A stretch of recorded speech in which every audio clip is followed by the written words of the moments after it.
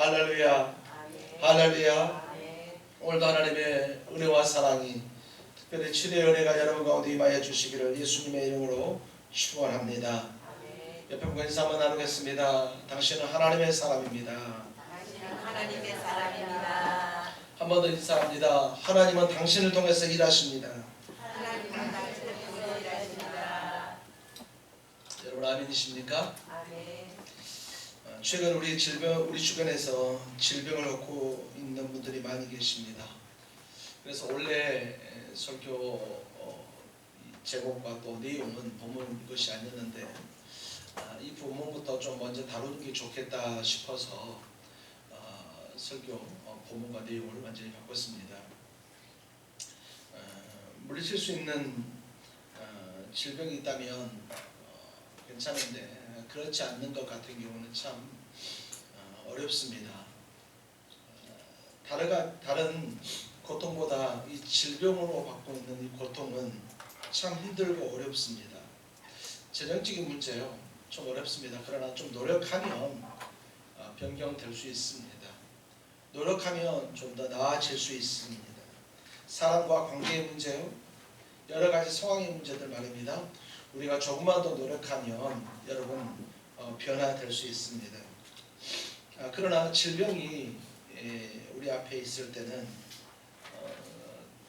상황이 좀 달라집니다. 그것도 약으로 뭔가 치료할 수 없는 질병이다라고 하는 그런 판단을 다 받게 되면 말입니다. 더 고통스럽고 더 어렵습니다.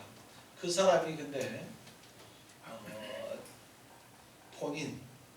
자기 본인이거나 특별히 사랑하는 사람일 경우에는 더 절망적일 수밖에 없습니다. 금요일에도 여러분에게 말씀드렸던 제 친구 선교사 다시 한번 생각해 봤더니 제가 첫 번째 사역했던 교회에 제 후임자로 왔어요.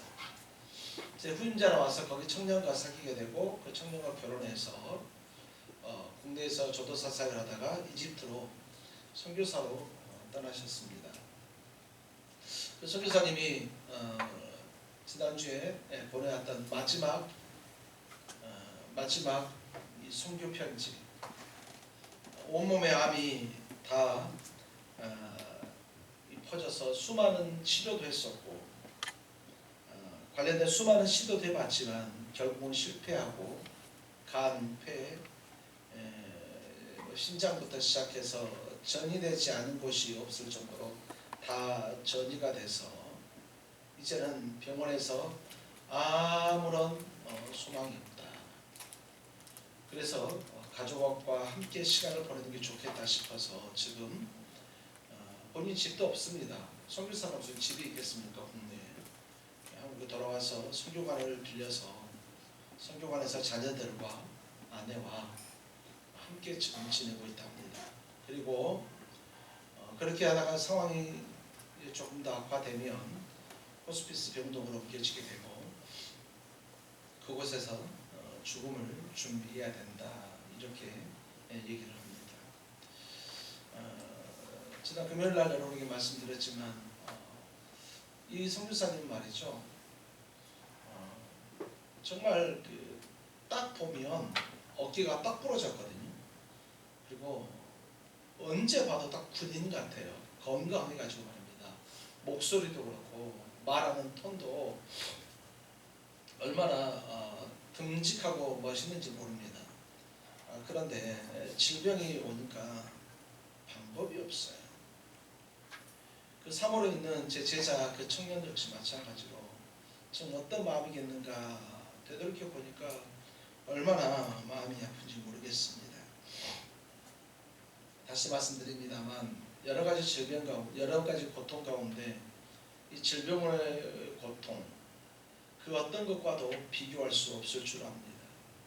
그런데 오늘 저와 여러분들이 읽은 오늘 이 본문의 여주인공 또한 12회를 12년 동안 혈루증을 앓고 있었습니다. 오늘 이 마가는 말이죠, 이 혈루증을 앓고 있는 이 여인에 대해서 조금 처한 상황에 대해서 조금 더 상세하게 기록을 해놓고 있습니다. 26절에 보니까 이 여인이 있는데, 이 여인은 많은 의사에게 많은 괴로움을 받았고 가진 것도 다 허비하였을 때 아무 효험도 없고 도리어 더 중하여졌던 자에, 이렇게 얘기하고 있습니다. 요즘으로 말하면 이 하혈하는 건데, 요즘에도 좀 어렵긴 합니다만 수술하면 어느 정도 다 잡을 수가 있습니다. 그러나 그 당시에 방법이 없잖아요. 여러분, 2000년 전이에요. 2000년 전에 어떤 방법이 있을 수 있겠습니까? 갖가지 민간 이 처방을 다 안 해봤겠습니까? 제가 알러지 비염이 있어서 말이죠. 얘기하니까 사람들이 이감은 좋다고 해서 이것도 해봤고 저감은 좋다고 해서 저거 해봤는데 제일 많이 했던 게 소금물입니다. 소금물을 염도도 맞출 줄 모르는데 나중에 의사들이 말하는데 큰일 날 뻔했다는 거예요. 염도를 제대로 맞추지 않은 상태에서 코 이 물 청소를 하면 절대 안 된다는 거예요. 근데 모르니까 어떻게 합니까? 이 코에다 물러가지고 하는데 그냥 방법도 없어서 이렇게 받아가지고 코로 받으면 얼마나 따갑고 아픈지 모릅니다. 그리고 나중에 보니까 또 이제 코에다 해가지고 코 비대라는 게 나와서 코로 하복기도 하고요. 그 전에는 강화 임진숙이 그렇게 더 좋다고 해가지고 그거 풀어놓고 그거 태워가지고 말입니다. 코를 이렇게 하면 그렇게 좋다네요. 그래서 그걸 태워가지고 또 해봤습니다. 하나도 낫지도 않습니다. 여전히 아프기만 하고요. 그랬더니 이거 방법이 잘못됐다고. 그게 아니라 강화 임진숙을 이렇게 연기 나는 어떤 기계가 있는데 그걸 가지고 코앞에다 대라고 코 한쪽씩 이렇게 돼야 된다고 그럽니다. 그래서 또 그렇게 해봤습니다. 낫지도 않습니다. 어떤 사람들은 효험을 받기 때문에 저한테 그렇게 얘기를 했겠죠. 또 어떤 사람은 뭐 자기도 했는데 안 낫더라 이렇게 하는데, 여러분 하물며 이 비염조차도 그렇습니다. 그런데 여인으로서 이 하혈을 하는 거예요. 얼마나 많은 치료하려고 노력을 했겠습니까? 용한 의사들 다 찾아다니지 않았겠습니까? 지금도 정형외과에 어떤 문제가 있으면 요수의 애양원까지 가서 하는데 아침 6시부터가 진료를 하는데도 불구하고 할 수 없기 때문에 전날 저녁에 가서 말이죠. 요관방을 잡아서 자고 다음날 새벽 일찍 가서 거기에 접수하고 기다린다고 해요. 지금도 조금 실력 있는 여러분 병원 가보십시오. 어떻습니까? 애 못 낳는 사람 애 낳으려고 말입니다. 경주에 대추나무 한의원에 가가지고 새벽 5시에 가서 의자에다 자기 이름표 써가지고 말입니다. 거기 올려놓고 거기 기다리고 있는 거예요.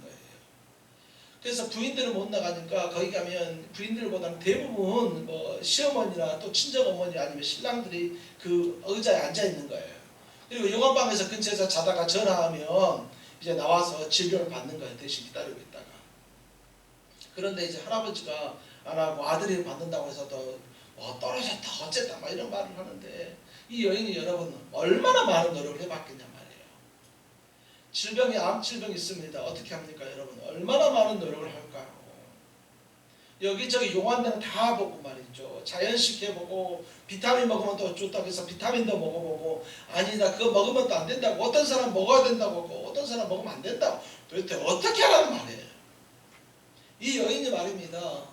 12년 동안 얼마나 많은 일을 했겠는가. 오늘 마가는 이렇게 기록을 하고 있습니다. 저는 마가가 이렇게 기록해놓은 바로 이 이유는, 오늘 이 마가복음을 읽는 독자들이 누구냐, 어떤 사람이 마가복음을 읽게 되느냐, 힘들고 어렵고 낙심하고 절망 중에 있는 사람들, 객으로 있는 여인들, 고통 중에 있는 사람들에게 오늘 이 말씀을, 이 마가복음을 통해서 예수가 우리의 희망이고 예수가 우리의 소망이기 때문에 예수 믿어야 된다. 그래야 당신들이 절망과 고통에서 빠져나올 수 있다. 마치 그렇게 기록되어 있기 때문에 오늘 마가는 오늘 이 12의 혈류증 앓고 있는 여인에 대해서 그 어떤 사람보다 조금 더 자세히 나와 있습니다. 읽다 보면 다른 건 몰라도 말이죠. 다른 병 낫는 것에 대해서는 은혜 받지 못해도 오늘 여기 26절에 많은 의사에게 많은 괴로움을 받았고 가진 것도 다 허비하였고 아무 효험도 없고 도리어 중하여졌던 차에 이것만 읽어도 사람들이 은혜를 받는 경우가 있어요. 왜냐하면 자기 상황하고 똑같거든요. 아무리 열심히 일하고 아무리 열심히 노력을 해도 상황이 바뀌지 않는 거예요. 정말로 해보지 않은 것도 없고 다 해봤는데도 불구하고 상황이 점점 더 악화되어져서 절망 중에 있어서 이제는 죽는 수밖에 없다. 죽으려고 하니까 옆에 있는 토끼 같은 자식들이 있고 여우 같은 마누라가 있어서 못 죽겠다 하면서 사람들이 말이죠. 어떻게 하면 좋냐고 교회 와가지고 탄식하다가 본문 읽고 나하고 똑같은 사람이 여기 있네 이렇게 공감하게 될 것입니다. 오늘 이 여인은 말이죠. 그 어떤 사람보다 열심히 노력했습니다. 여러분 하루 이틀이 아니었군요. 그 열심히 노력했습니다. 그렇기 때문에 그 열심을 가지고 오늘 예수님에게도 나온 것이죠. 만약에 중간에 포기해버렸다면 어떻게 됐을까요? 아니야 나는 이러다가 죽을 거야 라고 절망하고 말이죠. 저기 멀리 산중에서 살다가 가만히 앉아있었으면 이 여인은 죽고 말았을 것이죠. 그런데 오늘 이 여인이 주님 앞에 나온 모습이 오늘 본문 우리가 읽은 본문 마태복음 마가복음 5장 25절에서 34절까지 이 말씀입니다. 혈루증 이것은 참 부정한 병이었습니다. 자신은 물론 자신이 사랑하는 사람들까지 그 어떤 사람도 이 사람과 접촉을 하면 부정하게 된다는 특징을 갖고 있는 그런 질병입니다. 그러므로 이 여인은 성전이나 회당에 가서 예배를 드리는 것도 금지되었습니다. 공공장소에서 격리되며 사회적으로 고립되었습니다. 여러분 누구나 마시는 찻잔을 이 여인이 마시면 부정합니다. 그럼 이 그릇은 뜨거운 물에 끓이거나 토기 같은 경우는 갖다 집어서 깨버려야 됩니다. 왜냐하면 부정하거든요. 여러분 얼마나 기분 나쁘고 얼마나 속이 상하겠어요. 사랑하는 엄마 아빠를 만날 수가 없어요. 사랑하는 동생들을 만날 수가 없고요. 내가 그동안 정말 잘 사용했던 그 그릇도 더 이상 쓸 수도 없고요. 사랑하는 사람, 그 어떤 사람과 함께 할 수도 없습니다. 그러니까 여러분 이것은 완전한 절망이에요. 의식은 있는데 몸이 움직이지 않아요. 그래서 요양병원에서 누워 있습니다. 의식이 없으면 괜찮아요. 그냥 그런 것보다 하는데 의식이 있는 상태에서 요양병원에서 누워 있는데 사람들이 와서 기저귀를 채우고 하는데 얼마나 고통스럽겠습니까? 얼마 전에 장인어른이 큰 수술을 해서 말이죠. 멀쩡해요. 그런데 움직일 수 없기 때문에 또 병원에 보호자가 들어갈 수도 없어요. 그러니까 젊은 간호사가 기저귀를 갈고 말이죠. 그리고 똥 많이 싸면 많이 싼다고 말하고 막 그런다는 거예요. 적게 싸면 빨리 싸야 된다고 이런 얘기를 하고. 의식이 없으면 모두 의식 있는 상태면 여러분 얼마나 힘이 들겠습니까? 여인의 상태는 바로 이런 상태입니다. 혹시 여러분들 가운데 정말 주께 그렇게 충성하려고 하고 또는 뭔가 열심히 노력했는데도 불구하고 상황이 나아지거나 환경이 변화되지고 있지 않은 건 아닙니까? 아무리 노력해도 경제적으로 뭔가 회복이 되거나 질병에서 나아지거나 그런 것 없이 똑같이 제자리 걸음을 하고 있지 않습니까? 그렇다면 오늘 본문을 통해서 하나님께서 여러분을 통해서 하시는 이 음성을 들으시기를 소망합니다. 이 하혈을 하게 되면 말이죠. 결혼했던 여인들이 과거에 얘를 낳다가 잘못하면 얘는 잘 낳았지만 여인들에게서 이 하혈이 안 그칠 때가 있었잖아요.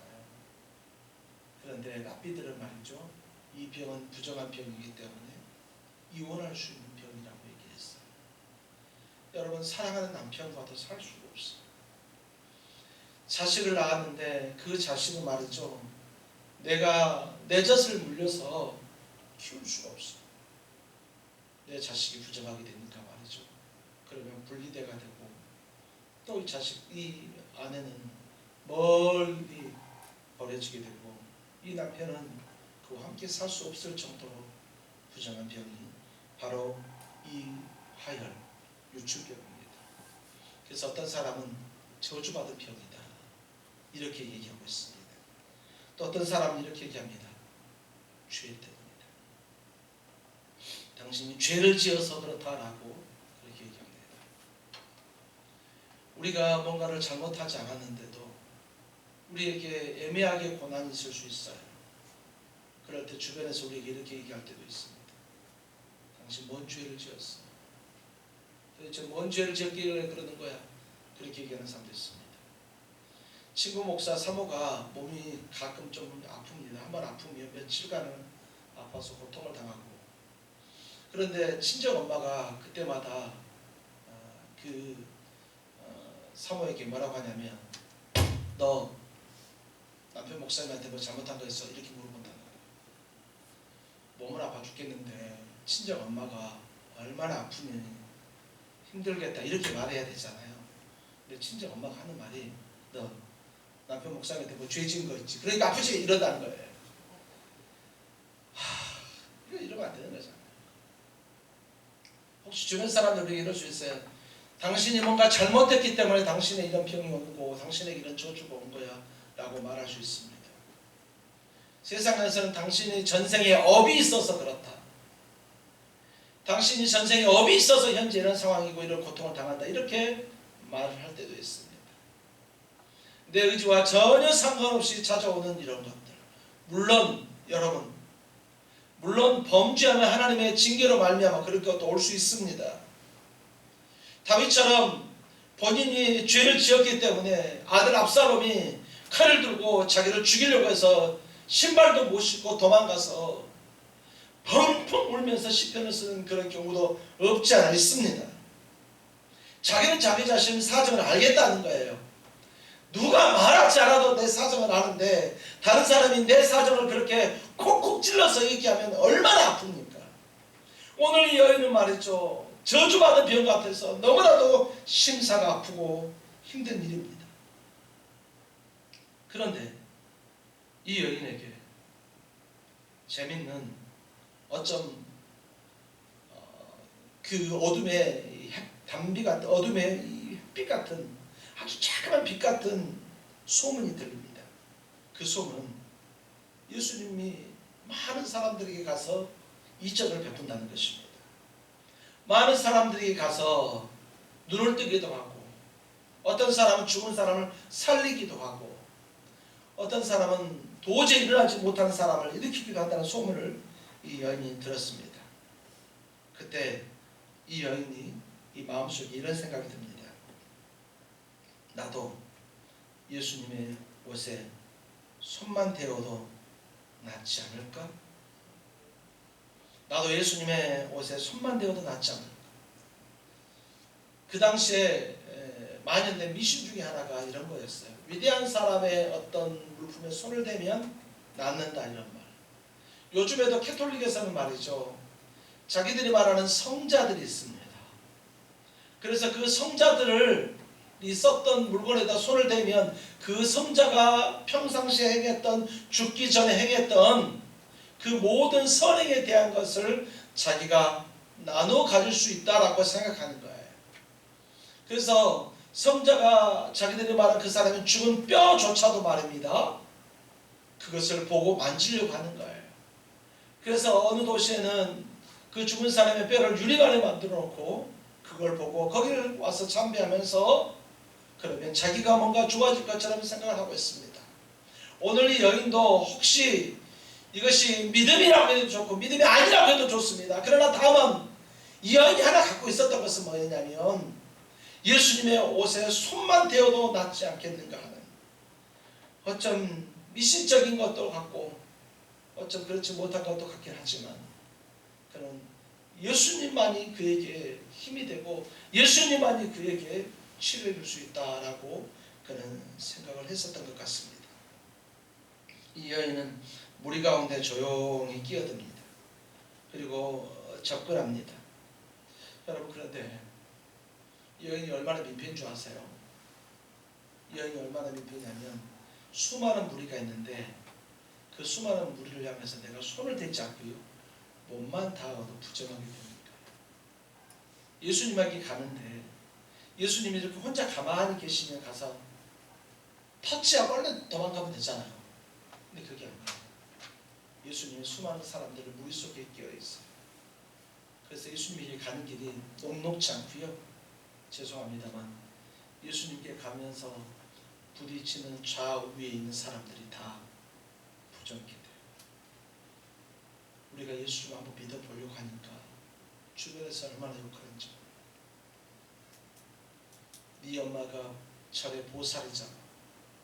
우리 가문에는 단 한 번도 다른 종교가 없어. 며느리 네가 와가지고 우리 집안을 망하게 하려고 하느냐부터 시작했어. 얼마나 어려운 핍박이 있는지. 예수 앞에 나가려고 하는 것이 그렇게 쉽지 않습니다. 그러나 그럼에도 불구하고 이 여인에게는 딱 한 가지 목표가 있어요. 나도 저 예수님의 옷에 손을 대어서 내 병이 나았으면 좋겠다. 예수님의 옷에 손을 대면 여러분 예수님이 어떻게 될까요? 부정케 돼요. 이들의 유대의 정결례로 말하면 예수님 또한 부정하게 되어지는 거예요. 그러면 여러분 큰 죄예요. 그런데 한 가지 예수님은 생명의 근원이시고 능력의 근원이시잖아요.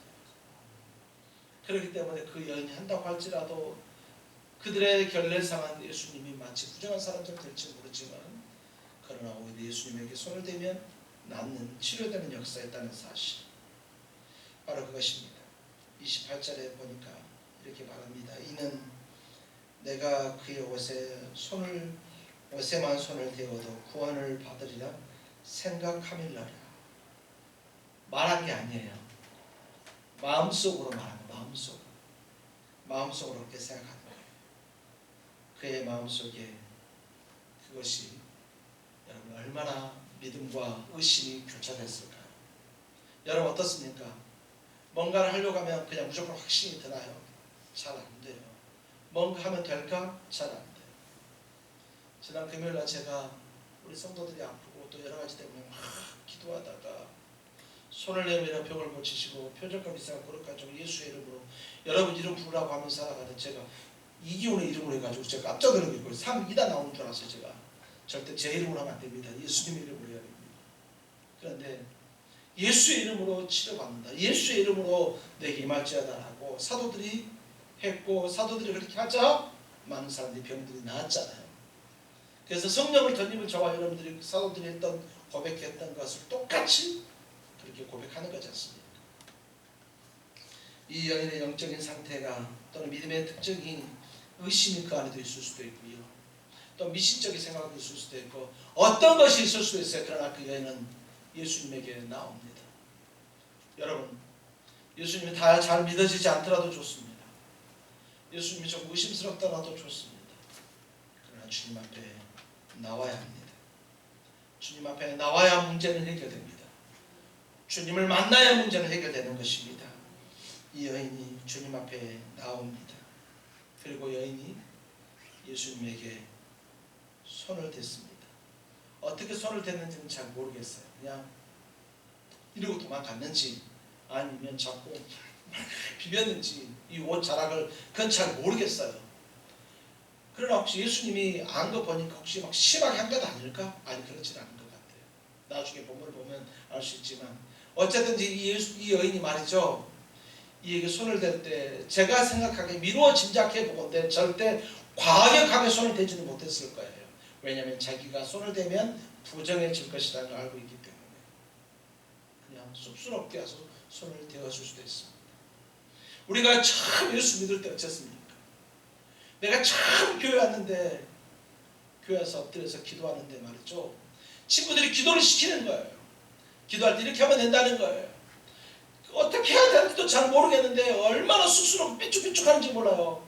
고개를 살짝 숙여서 하니까 옆에서 하는데 뭐라고 하는데 모르지만 한번 해보는 거예요. 아까 말했던 그 선교사가 제 후임으로 왔던 그 선교사가 아마 가르쳤던 애들 중에 하나예요. 제가 그 녀석들을 데리고 수련회를 갔습니다. 근데 수련회를 갔다 온 다음에 애들이 저한테 고백한 것이 뭐냐면 전사님 저는 제가 거기 가가지고 기도할 때마다 말이죠. 눈물을 안 나오는데 자꾸 기도하면서 다른 사람 우니까 제가 침 발랐어요. 눈에다 이렇게 해가지고 우는 척 했거든요. 애들이 그러는 거예요. 근데 이번에는요. 제가 정말 많이 울었어요.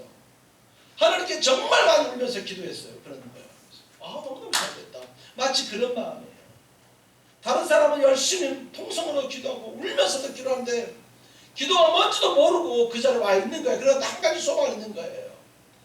옆에 집사님한테, 나를 전도한 사람한테 배운 거, 맨 나중에 무조건 예수님의 이름으로 기도합니다. 아멘만 하라는 거예요. 네가 오라는 거 다 말하고 맨 나중에 예수님의 이름으로 기도합니다. 그것만 말하라는 거예요. 하지 못하지만 그냥 그렇게 비축비축해 사는 거예요. 주일학교 때 어떻게 교회를 다니는지 잘 모르겠어요. 고등학교 때 이제 다시 교회를 다녀야 되는데, 혹시 여러분 주변에 50대 중반에 조영미 씨라고 혹시 있습니까? 제 여자친구요. 고등학교 때. 그 친구가 저를 데리고 교회 갑니다. 가서 옆에 앉혀놓고 이렇게 기도하러 가르쳐줍니다. 옛날에 주일학교 때 기억은 살 생각나지도 않고 얼마나 쑥스러운지 아십니까? 옆에 옛날에 다른 교회에 있었던 집사님 이런 분들이 왔네? 누구 왔네? 이렇게 얘기하는 거예요. 그래서 안녕하세요 하는데 기도를 하지 뭐. 근데 시킨 대로 하나님 앞에 고개 숙여 기도하고 했던 그럴 때, 그리고 얼마가 지나지 않아서 하나님께서는 강력한 성령의 불을 좀 저에게 주셨습니다. 여러분, 이 여인처럼 말이죠. 주님 앞에 나올 때 삐쭉삐쭉 나올 수도 있어요. 손에 옷에 손만 대어도 말입니다. 불같은 믿음이 아니라 삐쭉삐쭉 주님 앞에 나올 수도 있습니다. 그런데 그 결과는 완전히 달라졌습니다.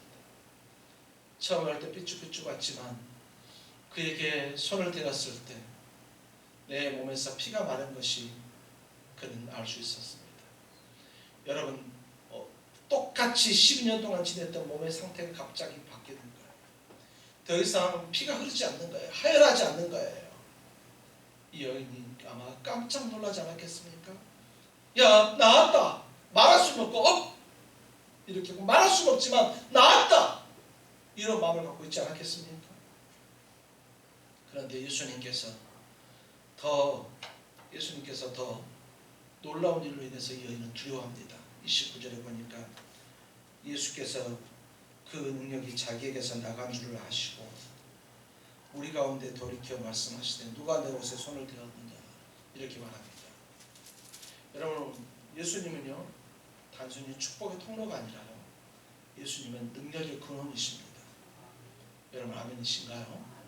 예수님은 단순히 성부 하나님께서 주시는 복이 예수를 통해서 나가는 것이 아니라, 그걸로 끝나는 것이 아니라 예수님은 생명의 근원이십니다. 그렇기 때문에 그렇게 나가는 것을 알게 되어지시는 거예요. 옛날에 또는 전기 공사하다 보면 잘못하면 전기가 찌릿찌릿할 때 있잖아요.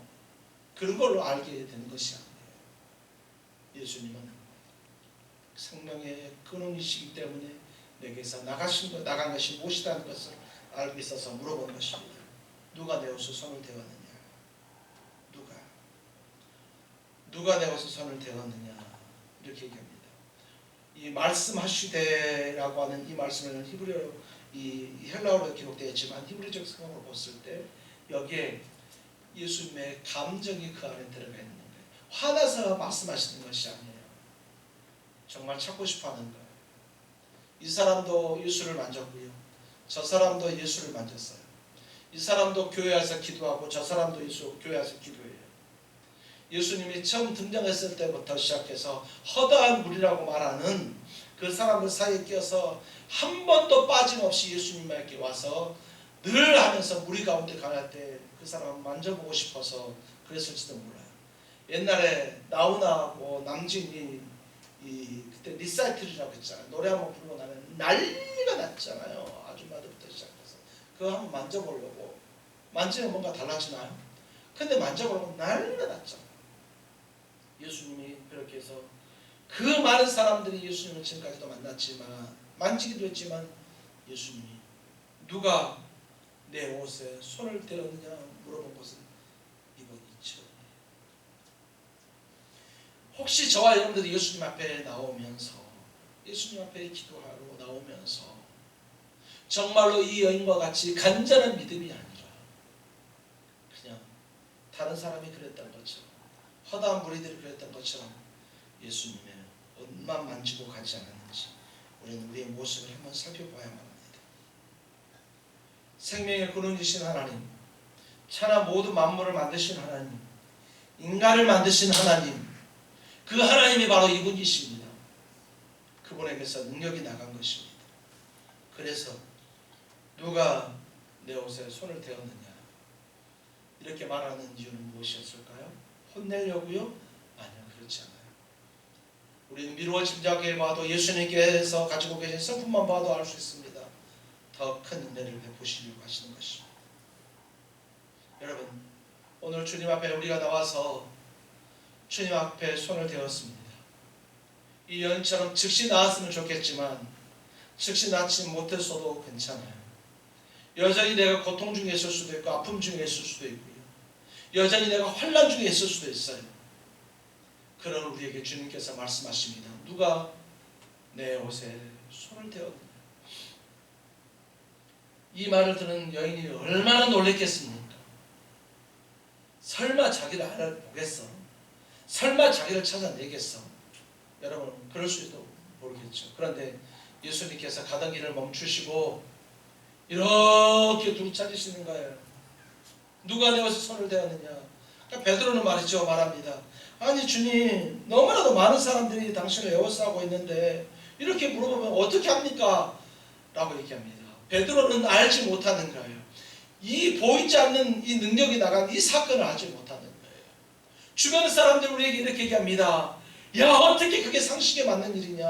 어떻게 기도한다고 질병이 나느냐? 어떻게 기도한다고 문제가 나느냐? 그건 상식에 맞지 않아. 그렇게 얘기합니다. 어떻게 그거 한 번 했다고 상황이 다 바뀌느냐? 그럴 수 없다라고 얘기합니다. 사람들은 그렇게 얘기합니다. 하물며 옆에 교회 다니는 사람들조차도 나를 교회로 이끌고 온 전도해주는 사람조차도 예수의 능력을 모르는 사람들이 있어. 그래서 얘기하는 거예요. 아, 그걸로 무슨 능력이 나타납니까? 베드로처럼 어떻게 그걸 하겠습니까? 그러나 한 사람은 알아요. 예수님께 손을 댔고 그리고 하혈이 멈춘 그 사람을 알아요. 왜냐하면 그에게 나타난 현상을 그가 봤기 때문에. 그는 얼마나 놀랐을까요? 아, 이분을 만졌더니 내가 나았고 그분이 이 사실까지 알고 있다는 것이 여러분 얼마나 두려웠겠습니까? 그래서 33절에 이렇게 얘기합니다. 여자가 자기의 이루어진 일을 알고 두려워하여 떨며 와서 그 앞에 엎드려 모든 사실을 여쭈었다. 이렇게 얘기하고 있습니다. 예수님이 이 여자를 불렀을 때 이 여자가 예수님 앞에 나와서 자백을 합니다. 내가 부정한 사람인데 혈루증 앓는 여인이었는데 당신을 만져서 이렇게 되었습니다. 이렇게 되었습니다. 만약에 사실이 다른 사람 같았으면 어떻게 되냐면 지금 다 끌려가서 말이죠. 정말로 심한 어떤 그 통제 또는 심한 어려움을 당할 수 있는 그런 상황입니다. 두들겨 맞을 수 있고 부정하게 했다는 것 때문에 맞아 죽을 수도 있는 상황입니다. 그래서 이 여인은 두렵고 떨면서 그 자리에 온 거예요. 만약에 예수라는 이 사람이 네가 나를 부정케 했다고 어떻게 이럴 수 있느냐라고 제사장을 불러가지고 고발하고 말이죠. 유대 군병들을 불러서 얘기를 하게 되면 어떻게 되겠습니까?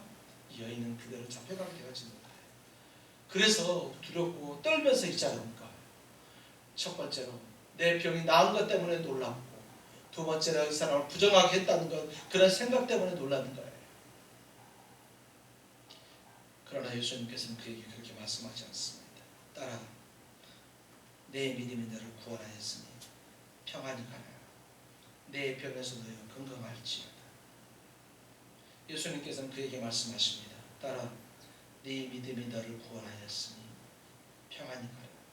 내 병에서 너희가 건강할지어다. 사랑하는 성도 여러분, 오늘 여러분이 가지고 있는 모든 질병과 여러분이 가지고 있는 모든 문제에서 해결되는 여러분들이 다 되기를 소망합니다. 지금 그 어느 때보다 우리에게 필요한 것이 바로 이 여인과 같은 믿음이었습니다. 예수님께서 말씀하셨습니다.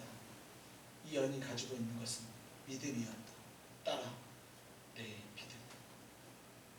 우리는 이 여인이 예수님을 만나기 전까지는 이렇게 생각했습니다. 혹시 미신적인 믿음이 아닐까, 만지면 그런 것이 아닐까 생각했는데 주님은 그것조차도 주님 앞에 담대히 나온 그 여인의 그 행동을 보면서 그것조차도 믿음이라고 말하고 있습니다. 여러분, 우리에게 믿음이 없는 것 같을 수도 있어요. 잘 믿어지지 않을 수도 있어요. 그러나 그렇다고 해서 주님 앞에 나오는 것을 거절하지 마시고 나오는 것을 주저하지 마십시오. 어떤 상황이든 어떤 모습이든 좋습니다. 주님 앞에 나오십시오.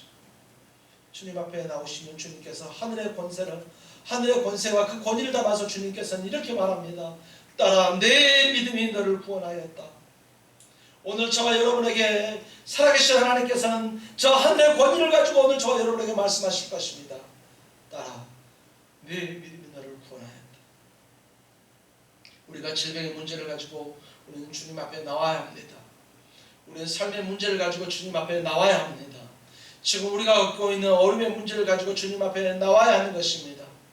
그렇다고 해서 아무것도 하지 말라는 것은 아니에요. 하나님 앞에 엎드려야 되는 거예요. 하나님 앞에 나아가야 되는 거예요. 최근 자 있었던 여러 가지 일들을 보면서 하나님께서 베풀어 주시지 아니하시며 있을 수 없는 여러 가지 일들이 벌어집니다. 이사야서 42장 3절에 보면 상한 갈대를 꺾지 아니하며 꺼져가는 등불을 끄지 아니하시고 진실로 정의를 시행할 것이다. 어떤 사람이요? 살아계신 하나님. 그렇습니다. 주님은 상한 갈대를 꺾지 않습니다. 꺼져가는 등불을 끄지 않습니다. 저와 여러분의 믿음이 약하다 할지라도 그 약함의 믿음에 대해서 책망하지 않습니다. 질병 가운데 우리에게 손을 내밀어 주시는 주님, 어려운 환경 속에서도 우리에게 손을 내밀어 주시는 주님입니다.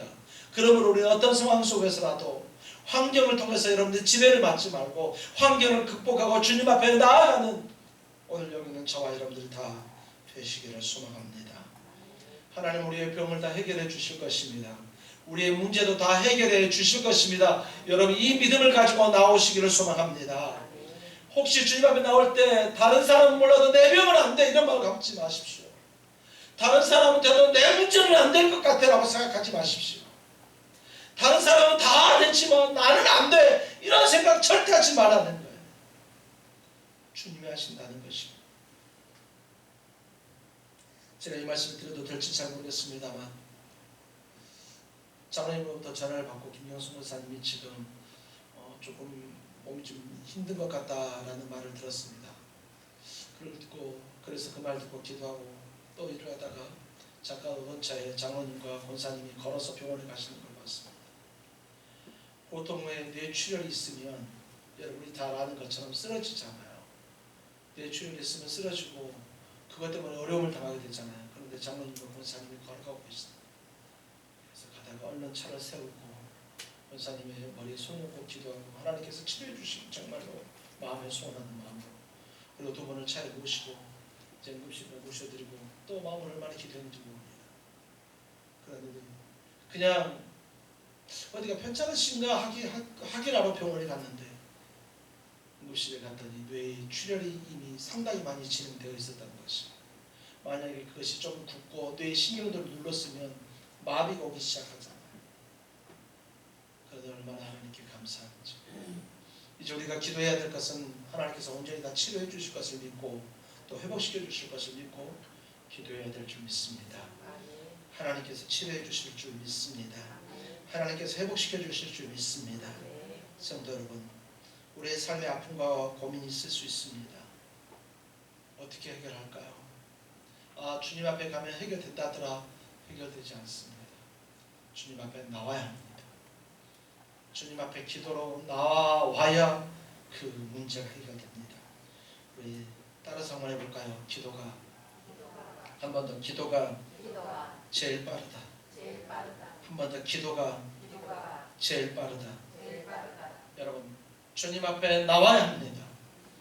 주님 앞에 나와야 문제가 해결됩니다. 주님은 우리의 연약한 현재의 모습이 마치 상한 갈대 같아서 아무 능력도 없고 아무 힘도 없고 어쩜 교회에서 내 존재조차도 모를 수 있는 그런 상황인 것 같지만 그러나 우리 주님은 절대 우리를 모른 척하지 않으신다는 것입니다.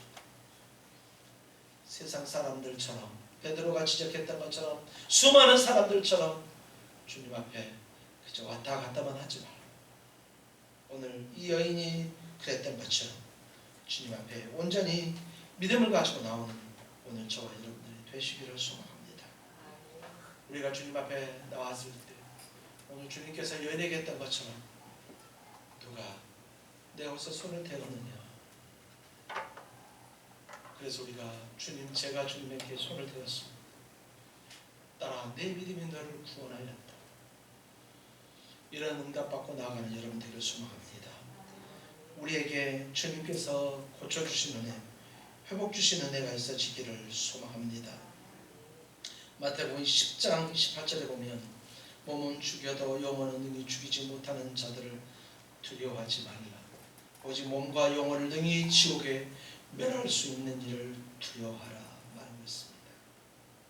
육신에만 신경 쓰지 말고 오늘 여기는 저와 여러분들의 온 영혼의 신경 쓰고 주만 바라보지 않면서 나아가는 그런 믿음의 종들, 여러분에게는 어떤 질병이 있다 할지라도 정말 확실한 믿음을 가지고 주께서 고쳐주시고 회복시켜 주실 것을 믿고 여러분의 가정 가운데, 여러분의 가족 가운데, 여러분의 사랑하는 자들 가운데 그들에게 어떤 환경의 어려움이 있다 할지라도 이 여인의 믿음을 갖고 나아가는 여기 있는 우리 모두가 다 되어지기를 예수님의 이름으로 축원합니다.